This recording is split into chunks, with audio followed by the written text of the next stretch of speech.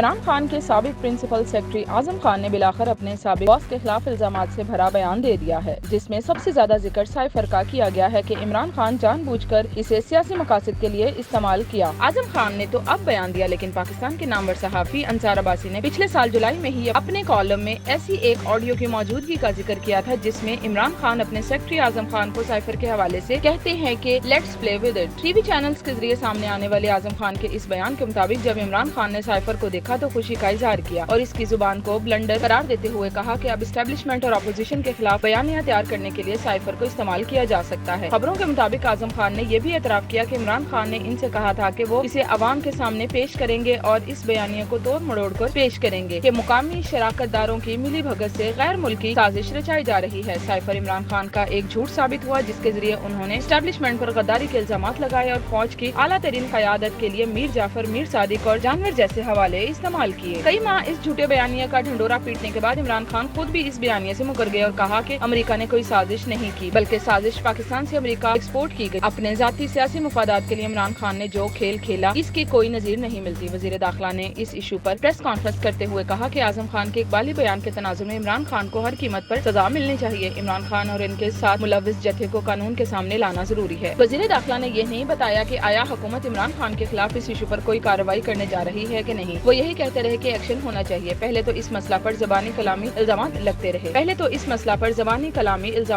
رہے، بعد میں آڈیو سامنے آ گئی جن کی بنیاد پر قانونی کارروائی شروع کرنے کے بارے میں شکوک تھے، لیکن اب تو عمران خان کے قریب ترین سرکاری افسر نے ایک ایسا بیان دے دیا جس کی قانون کے مطابق بڑی حیثیت ہے۔ وزیر داخلہ کے مطابق یہ اعظم خان کا اقبالی بیان ہے، جسے عمران خان کے لیے سنگین مسئلہ پیدا ہو سکتا ہے۔ عمران خان کے خلاف گھیرا تیزی سے تنگ ہو رہا ہے، دوسرے مختلف کیسز بھی تیزی سے میچور ہو رہے ہیں اور بظاہر ان کے خلاف کوئی بڑا انتظامی ایکشن یعنی گرفتاری اور عدالتی فیصلہ آئندہ ہفتوں میں آ سکتا ہے۔ اعظم خان تو عمران خان کے خلاف سامنے آ چکے، اب دیکھنا یہ ہے کہ کوئی دوسرا کب چیئرمین تحریک انصاف کے خلاف گواہی دینے کے لیے سامنے آتا ہے۔ عمران خان نے اپنے ذاتی سیاسی مفادات کے لیے جو کھیل کھیلے وہ بہت خطرناک تھے، چاہے وہ سائفر کا ڈرامہ ہو یا IMF کی ڈیل کو ناکام بنوانے کی سازش ہو، فوج کے خلاف بدترین مہم چلوانا ہو یا 9 مئی کا واقعہ۔ عمران خان نے نہ صرف اپنے سیاسی مستقبل کو داؤ پر لگا دیا بلکہ خود کو ایک ایسا سیاسی رہنما ثابت کیا کہ جس پر کسی کو کوئی اعتبار نہیں رہا اور نہ ہی اس کو اب کوئی اہم قومی ذمہ داری دی جا سکتی ہے۔